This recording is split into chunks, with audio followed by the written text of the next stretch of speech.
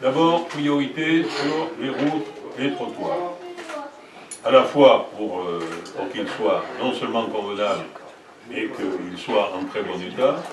Et deuxièmement, pour qu'il y ait la possibilité pour toutes les personnes handicapées de circuler naturellement et normalement sur les trottoirs.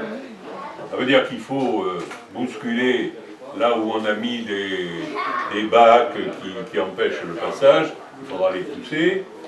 Là où on a mis des éléments décoratifs qui gênent, il faudra les enlever ou les mettre différemment, de façon à ce qu'il y ait toujours la possibilité, soit de passer, comme je disais, comme fauteuil roulant, mais aussi beaucoup plus simplement, et ça m'arrive puisque j'ai un petit-fils de 5 ans, donc pendant les 5 ans qui ont précédé, on a pas mal baladé en poussette dans la ville, déjà, faire en sorte au moins que sur les trottoirs, les mamans puissent circuler avec leur landau de façon normale, sans avoir à descendre dans la rue, ce qui est bien sûr particulièrement dangereux. Donc ça, c'est un premier point. Deuxième point, il y a les places. Les places et les parcs et jardins. Là aussi, il y a du boulot. D'abord, sur les places publiques, là aussi, ça a besoin d'entretien. Il y en a un certain nombre qui sont laissés à l'abandon. Pas forcément dans votre quartier, mais j'ai comme ça à l'idée immédiatement le Gour de l'Arche avec la place centrale du Gour de l'Arche. Il y a 10 ans que personne n'y a fait un coup de râteau. Là.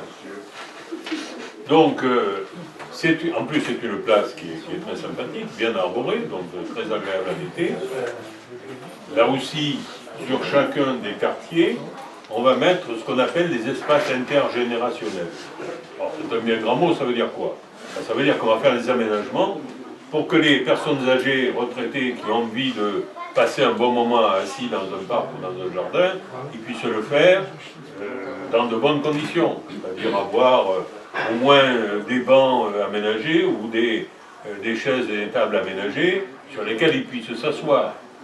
Soit sans salir ce qu'ils ont sur eux, soit parce que les bancs sont cassés ou sont en mauvais état.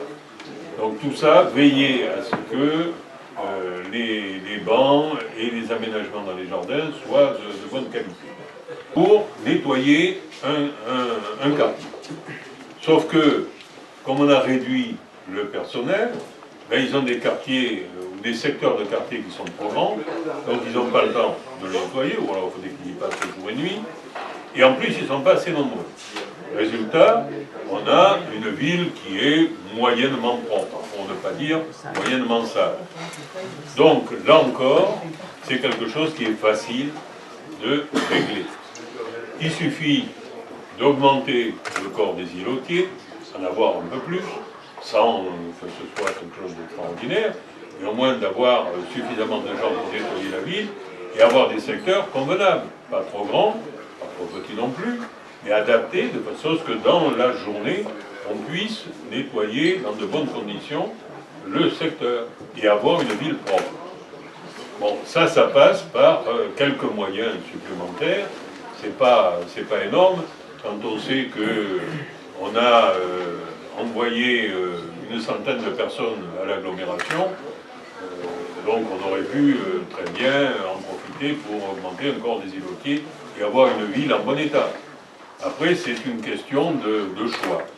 On n'a pas voulu choisir ce parti. Nous pensons que c'est important que dans une ville, la propreté fait partie de la tranquillité de la ville. On n'a pas envie d'y venir, on n'a pas envie de s'y promener. Si vous êtes obligé de sauter à cloche-pied pour éviter les déjections canines, ou si vous passez votre temps à chouper dans les canettes de bière qui traînent un peu partout.